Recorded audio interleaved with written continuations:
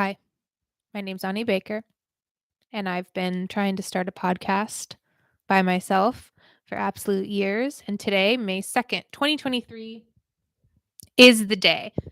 I have so many microphones, and I have three, which to me is so many because I don't use any of them. And this isn't even the best one for podcasting, but I like it because I really want to hold it in my hand. There's something about the idea of podcasting alone and not knowing what to do with your hands, and this solves that problem and is also functional. So, but I also might switch it up because I am in a time of my life where I am tuning into myself and figuring out what the fuck I like and who the fuck I am because I have lived my life for other people for my whole life. And things got so dire and so bad living my life that way about 8 months ago that I really had to pivot and decide to people use the term choose yourself. Uh, I had to decide to choose myself, but I also had to decide to prioritize myself, to center myself, to listen to myself, to figure out what my needs are, even, and then work to meet those needs. And I will talk about everything that has happened, but right now I just want to tell you where I'm at. If you are listening to this, you subscribe to my Patreon, so you might already know a little bit about me. Or maybe you know a lot about me because you're my close personal friend and confidant. Um, but I'll tell you the gist and some basic things, and I'll kind of tell you what my focus is with this podcast and how I'm doing it and why I'm doing it this way. So, my name is Ani Easton Baker. I was, I don't want, do I start with like what I did for a living? I'm a human being in the world, and therefore I matter. Um, there's always so much feedback about like it's not about what you do, it's about who you are. But like the rules of the world say that it's about what you do. I was a public school teacher, worked in the public school system in one way or another. Well, not in one way or another. I worked as an assistant teacher while I got my credential, and then I became my own classroom teacher. I did that for 12 years, and I retired formally early, obviously, in 2016. And I'm so glad that I did because the public school system has only gotten worse. And my heart goes out to teachers now more than ever. Always has, but now more than ever because post COVID, it is a nightmare. I'm still in touch with teachers and they're all really struggling. So I left to make a documentary and to build a platform around the awareness that we need to be teaching people about themselves in the school system. And my idea was let's go in through the sex ed door. That's the only publicly mandated course that teaches people about themselves. And let's just really expand it. Let's take the sex aspect out of it. Although sexuality does need to be taught, but I think the word sex education is just the wrong terminology because a bunch of dum-dums think that it means that you want to teach kids how to have sex, which is just dumb mentality. But I think we should rebrand it and call it human relations. And I think it should be mandatory in every grade starting in kindergarten. I made a documentary about this. It's called Who's Your Teacher? You can watch it in any of my bios. I released that in like 2021, I think. And everything about my life has changed, not only since I started making that documentary, but also since I released it.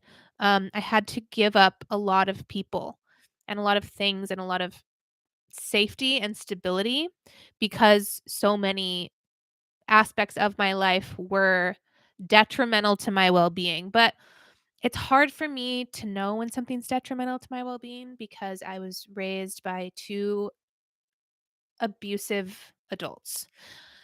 Um, One of whom, my mother, I only cut off in 2020. So I lived 34 years of my life letting that woman pummel me.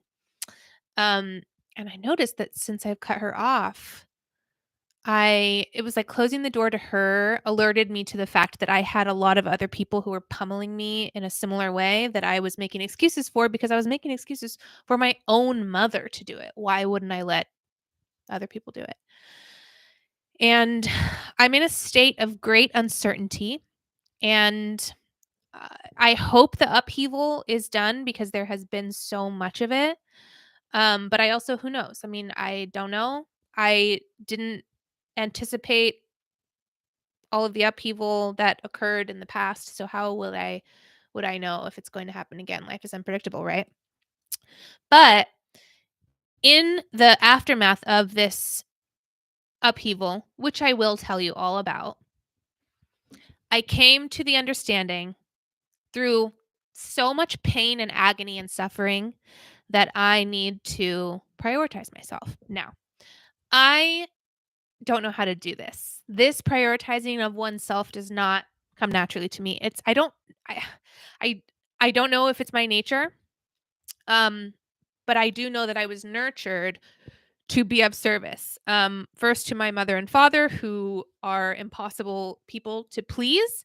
And then to my students. I went into a field, I was a public school teacher for students with special needs. It's a very demanding job that does not pay well at all, but that requires you to be so incredibly skilled in understanding human behavior and dealing with violence and dealing with upheaval, dealing with chaos, um, and soothing all of that and making sure that everything, like, you're given no tools and you're expected to work wonders every single day. And I have to say, I gave everything that I had to it. And I did work wonders every single day, but I had nothing left at the end of the day.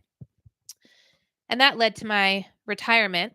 And then I entered into, and not even just after I was teaching, but while I was teaching, like once I left home and started experiencing the world, the people that I entered into relationships with treated me like trash for the most part. I dated a couple guys who treated me either okay or very well, but those relationships didn't work out either because there was just a lack of overall health, I would say, and well-being in myself as well. I felt very broken because I was very broken. My mom and my conditions growing up after my parents' divorce when I was 5 broke me. And so I noticed like broken people in the world. And because I had been tasked with like saving my mom and supporting her through her divorce, which is something that she didn't teach me was also happening to me. It was something I comforted her through. She was losing her husband and I was there to soothe her. And she had no friends. She parentified me and brought all of her feelings and her trauma to me and told me all about it. And since the age of 5, I had been holding her and saying, "Mommy, it's so not fair that this happened to you. I love you, but I love you." That. And so I learned so thoroughly how to do that, and I just applied it everywhere in my life. And also, she overprotected me so much that I didn't know what the world was outside of her purview and outside of her voice and outside of her puppeteering and her demands. I learned as an adult that the voice of God in my mind was actually just the voice of my mom, because she was the authority, and she also taught me that she had a direct line to God. Um, so getting away from an abusive environment and then going into the public school system, which is really, it's not an abusive environment, but it's not a nourishing environment. It does not meet the needs of the teacher. It doesn't even acknowledge the needs of the teacher, and it also doesn't meet the needs of the students. I mean, that was my big lament, was that I wanted the materials that I needed to educate them. It was like a selfless desire. It's a very selfless job. My whole life has been so selfless. Like, I've been in environments or in relationships that have required me to empty myself to be of service, and that has always felt natural to me and cozy to me. And it also used to, because I was so thoroughly abused and taught that I was worthless and I could never do anything right. I thought that my only value was being able to calm other people's chaos. So I found chaotic people in the world. I made it my job to calm them. Now, this is not a sustainable way of living. And I learned that, and I've been learning that for the past 7 years. I've been in this cycle for the past 7 years of one by one having relationships where my needs are nowhere to be found, but the other person that I'm in a relationship with, this is platonic and or romantic, is thrilled. They're super happy. And I'm secretly dying inside because my needs are not even present, and I would never even think to, mention that they're not being met. Um, and also, I was in community with people where if I did mention that my needs weren't being met, that was seen as an attack and they would absolutely melt down. And it just became safer. When it just becomes safer to not tell people what you need because it's going to make the relationship harder if you do. And the relationship is already so hard and you're hanging on by a thread. So you're just like keeping the peace. That was like my whole existence, my whole life, every area of my life was marked with like a power imbalance, or me being of service to people who are not meeting my needs. And that's on me. Ultimately, at the end of the day, it's on me. Like me saying no to a lot of these people was on me in the same way that saying yes to them was on me. But my programming has been to say no to myself and to say yes to others. So I am now, for the first time in my life, for the past 8 months, I've been living out of a suitcase. I'm technically homeless. This is not my house. I am house sitting. I have been house sitting for the past 8 months all over the place. Just whatever's available, I'm taking it because I am trying to figure out who I am and what I actually want. There are some things about myself that I know. There are some things about what I want that I know. But I also was sort of given opportunities in the past 7 years to receive some of the things that I thought that I wanted, and I found out that I didn't want them, and that those things, you know, eh, it something can come to you in the wrong way, and you think it's the thing you've been asking for, but it's not, and it feels terrible and it's demoralizing. And then you realize, like, okay, maybe I want that thing, but I don't want it that way. These things that a lot of my peers kind of figured out or maybe started to have the freedom to figure out when they were teenagers. I'm figuring them out now because I haven't had that freedom. It was taken from me, but then also I haven't known how to go after it, since I've been out on my own. I left home at 21, 22, and then I was still in the mental prison of fundamentalist Christianity, and I had been horrifically abused in several ways. And I had no self worth and no self concept and wanted to die and didn't know what I believed. And it has been a constant effort since then to basically wake up, recognize what I've been through, put terms to like the things that have happened to me and heal from them and learn from them and try to grow and try to reach some semblance of peace and happiness. Now, I have never known either of those things. That might be surprising for people to hear because I am very talkative, I'm very bubbly, as they say, and I know how to have fun, and I like to have fun.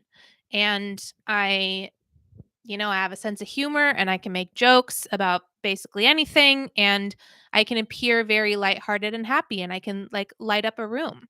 But actual happiness when I'm on my own, when I'm by myself in my private moments, I haven't known what that is, and I want to. I can finally say for the first time in my life, my goal I've wiped the slate clean when it comes to my goals, and the only thing that I've put back on the slate is that I wanna be happy, and I wanna be at peace. I know that I deserve those things now, and I know that I don't know this. I think I am capable of finding happiness on my own. I think I have to first find it on my own because my tendency, because I give of myself so freely, because I was taught to do that, is to meet somebody, and if I have a connection with them, if I'm attracted to them, if I like them, if they're love bombing me, which has been my experience more often than not, because my mom's a narcissist, so narcissists feel like home to me. Um, I go, okay, well, I'm just gonna put all my stuff on the back burner and just do whatever you want me to do. I'll go along with you. I'll make your life better. And in the past, that has felt good. That has almost felt like better than focusing on myself because at least I know how to do that. I know how to empty myself to be of service to somebody else. Um, and I've crashed and burned so many times because it's not a sustainable way of living. And I am now actually on a path that centers myself. That's why this podcast is called SELFWIFE. I have an Instagram called SELFWIFE. SELFWIFE has been a mindset that I've taken on in the past 8 months to center myself and to be of service to myself, to use all that energy that I usually just exert to meet the needs of others, to meet my own needs. But then also it's like, well, what are my needs? I've been trying to figure that out. I every day wake up and I have a list of positive habits that I try to get through the full list every day, as much as I can, as much as my current state of mental and physical and emotional well being will allow. And I try to figure out what actually makes me feel good. I have ignored my feelings for so long that I realized I got to a place where I didn't know what they were. I I didn't know what made me uncomfortable because I was under the belief that nothing made me uncomfortable. There's no I used to pride myself on having no boundaries, like, oh, there's nothing you could say that would offend me. I am so chill and cool. I think that's the way that you spin it when you've been taught to have no boundaries. You just brand yourself as a cool girl and you make it a positive trait. I thought it was a positive trait for the longest time. And I didn't know when something made me uncomfortable because my entire life with both of my parents had been spent reasoning away terrible behavior. I try not to use the word insane or crazy, but sometimes I do. Usually, when I do, I feel that it's fair, but I also know that it's harmful to just throw those terms around. But let's say despicable behavior on both of their parts. I'm an only child. And one of my coping strategies really early on was to learn how to just say, "Nope, this isn't happening. Nope, nothing bad is happening. I am fine. This is normal. That didn't just happen. That wasn't weird. Like, everything's fine." That was my coping strategy. And I took that, of course, into my teen years and into my adulthood. And it protected me when I was a kid and I couldn't escape that environment. And then in the adult world, it kept me in situations that were actively harming me. So I had to unlearn that coping strategy. I've been in a lot of therapy.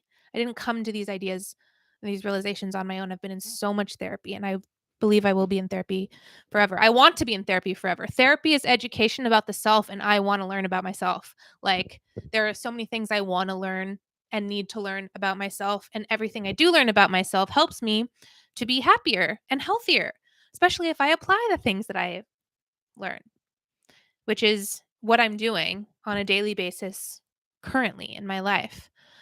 I think it would be dangerous for me to meet somebody um, for the foreseeable future because of this tendency that I know I haven't unlearned yet. I don't have enough of a solid self image and sort of like solid daily schedule yet to meet somebody else because I think I'm too new. I'm still getting my sea legs on living for myself and centering myself. I could very well see myself giving it up again if I met someone that I thought was sparkly and special. So I am allowing myself to be of service to me and nobody else. Because what I found time and time again is like, especially because the type of people that I wanted to be of service to were people that I identified as also broken, or maybe hurting in a similar way that I was. And, I made it my job to understand them, soothe them, lift them up, sort them out, prioritize them. And I used to do it all the time with everyone. And now I do it for me.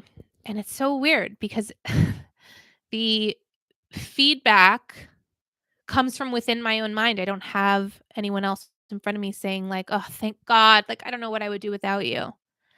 And it's weird not to have that. I should start saying that to myself. I should. I should start looking in the mirror and saying, "Honey, I don't know what I would do without you."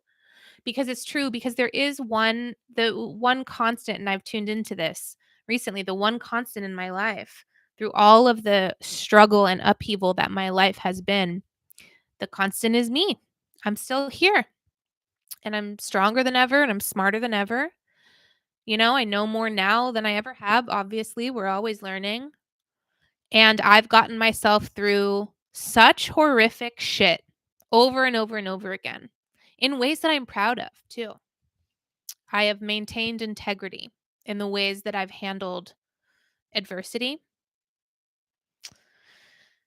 And so I do thank myself, but it's quiet, like living like this is a lot quieter, and the you just don't the accolades don't come. No one's, no one's I'm not getting dozens of messages per day being like, "This is so cool that you're doing it." I'm getting nothing. Crickets. Because people don't care about you taking care of yourself. That's not something that the world values. Perhaps that's why I haven't valued it before. Maybe I just lived for praise, or tried to. I mean, there is a large part of me that just like wants to please people, especially people that are hard to please. Like I'm like, "Oh, I'll put in the hours. Like I'll work overtime. I'll get there. Oh, I'll please you." Because again, my programming and my experiences, um I definitely went through a stage of life for many years in my 20s where I only was interested in somebody if they couldn't care less if I lived or died.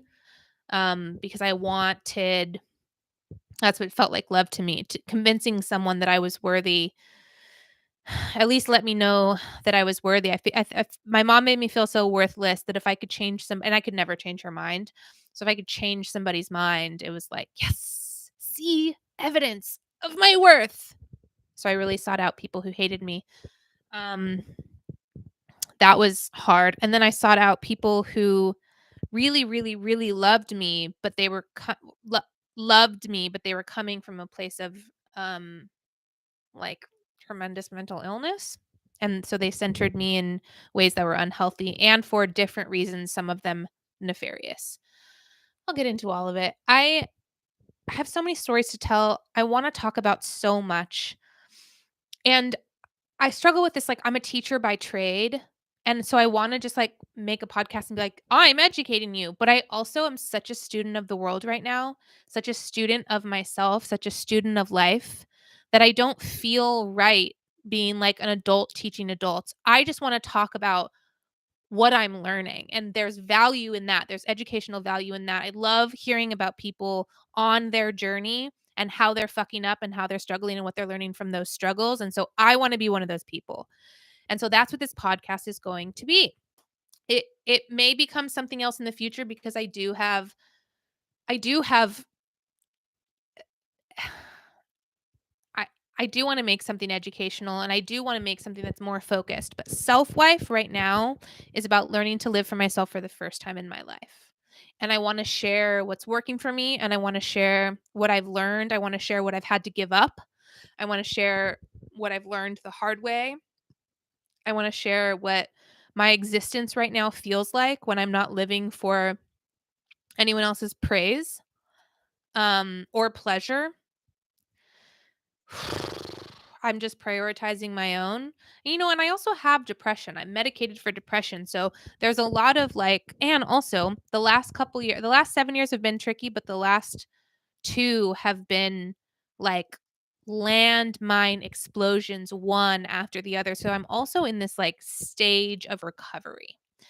Um, I have applied recently for health insurance. I need to go get like a physical and some acupuncture and stuff because the cortisol levels in my body, I know have been off the charts. I'm doing everything I can personally to tackle that, but I need some like medical intervention just because of everything that I've been through.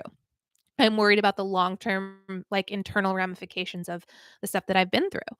Um and I am focused on not going through it again. Like I I I feel like I learned the lessons. I have to say I know that I have because of how much I've said no. Since 2020, since cutting my mom off, I have given myself permission to say no to people and to develop boundaries and instate them, and if people don't like them or say that they won't follow them, those people are no longer in my life. Huge step for me. Huge step for me. Honestly, don't think I thought I would ever get here. So I'm learning boundaries. I'm learning what self-love in action is. I'm trying to learn how to give as much energy as I have given to other people in the past to myself. Like if I can learn to give the same amount of energy to myself that I gave to my students, to that classroom, to my assistant teachers, I would be soaring. I work tirelessly for other people. If I can learn to give myself and my own projects and my own desires the same amount of energy that I've given to jobs that I've worked in the past, I'd be fantastic. Something I've realized recently is like the rug keeps getting pulled out from under me because I have been in subservient, subordinate positions to people that I don't want to work under, but that I have to work under because I need to support myself. So I've recently decided like I need to support myself with myself. Like I need to be creating things that are coming directly from me and that directly feed me in return. That's why this is on Patreon. I have done so much work for free for other people and for myself, and I'm finally to a point where I'm like I'd love to be compensated for what I put out into the world. So this is like a little foray into that. This is part of me self-wifing is creating something that I can be compensated for. I want to work for myself. I'm an excellent employee and I'm an excellent boss. I was in charge of multiple other teachers per year when I was teaching. Um, and I'm a great leader. I got feedback about it all the time and I still continue to this day. Assistant teachers reach out to me and thank me. I need to be that person for myself.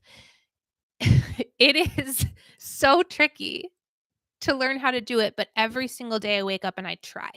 And I'm getting a little bit better. Like the other day I looked at my habits app, which I'll share, and I realized I was getting like 40 to 50% on each habit, not doing all of them every day. And I looked at those scores and I was like, let's get these scores up. They're all attainable for me to do in the comfort of my own home per day. I think I have like 12 in there. So I'm like, let's get these scores up.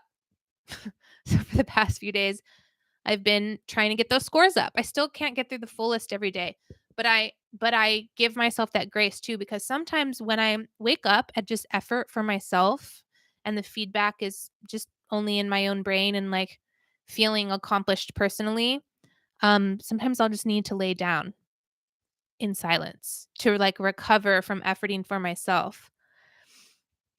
And maybe it's because, solo endeavors, like they're not as energy giving. I mean, the habits are because they're positive and they're healthy for my body. They do actually give me energy or health benefits, but it's different than being in community with others. And I do really well in community with others. I thrive in community with others. And I'm in this really solo time. So it's weird. It's new. It's an adjustment. I'm learning. And also, I know that what I'm learning is valuable to others. There are so many people who have been programmed by and raised by abuse. There are so many people like me who have been in relationships with abusive people. There are a lot of people who are in recovery from that.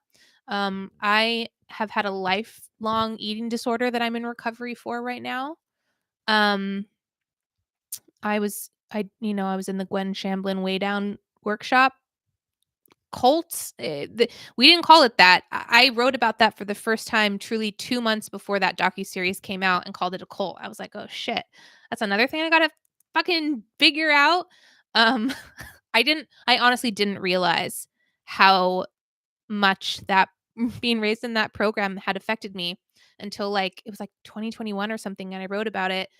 I wrote about it for the first time, and then, like, a month later, she died in a plane crash. That'll be another story I tell.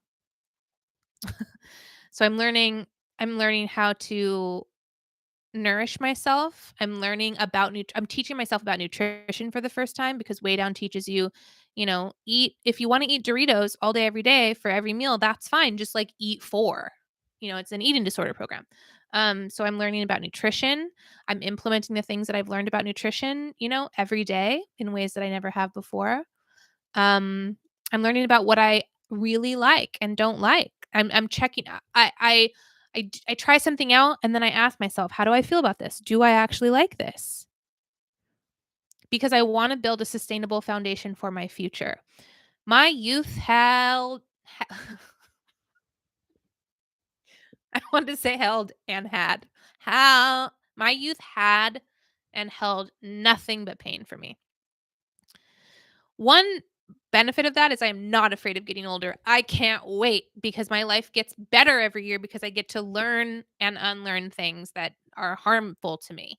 I get to unlearn harmful things and I get to learn things that are helpful. I can't wait to be all of the ages because I know that my future is bright.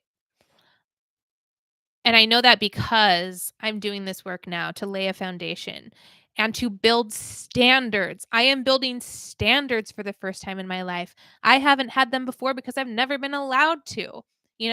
When you're so hyper controlled like I was growing up, there weren't choices. It was this is what you're doing and you're gonna like it, Um I didn't to be able to be in a place where one can make choices and say no to certain things is actually a very privileged position. I haven't been in the position to be able to make choices in a lot of different ways for a long time. Building standards is a huge thing that I'm working on for the first time in my life. Like am I okay with keeping somebody in my life who has put me through A, B, and C? Before I had only been put through hell by the people who told me that they loved me. So when people put me through hell, I was like, yeah, this is what relationships are. But I know now that that's not true. Face relationships that will nourish me. And I do have some in my life. I have a small group now of really solid people that I trust. And that's new. That's very new. So building standards, setting boundaries, listening to myself, determining what my feelings are, caring for myself. This is my whole existence right now, and I want to talk about it. I want to share with you what I have learned. I do work hard in this area. I put so much work into learning and unlearning because I really want to be happy. And I believe that it's possible for myself. And I believe that it's a noble endeavor. I believe that it's a worthy goal to have. I don't feel badly about clearing this slate and making this my focus. I know that I have to make this my focus because if I keep piling on a bunch of unhealthy people on top of a personal foundation that's shoddy, it's just the disasters would have never ended if I didn't really pivot and look at myself and make a lot of changes. But I'm not coming to you from this place of like, and I have figured it out and I'm here to tell you the step 1, 2, 3 of how you can do it too. Fuck that. I haven't. There's a lot I have figured out. There's a lot that I've learned, a lot. And I know it's valuable to share, but I am not an expert, okay? I'm not posturing as like a person who knows better and is going to talk down to you about it. I am a person figuring it out. And I also think now more than ever, post lockdown and the pandemic, and like we live in the apocalypse, prioritizing oneself is everything. Like, our relationship with ourselves right now is currency. Like, so much of life is uneasy and unknown, and nothing is promised except for possibly your relationship with yourself, which is up to you. And do you have to make a lot of sacrifices in order to focus on that? Yeah, I've given up everything. I don't have a home. I sold my car. I do not have a job. Okay. Because these are things that I've needed to do to clear the slate, to focus on myself. I had to like give up so much to even be in a position to do it. So this is episode 1.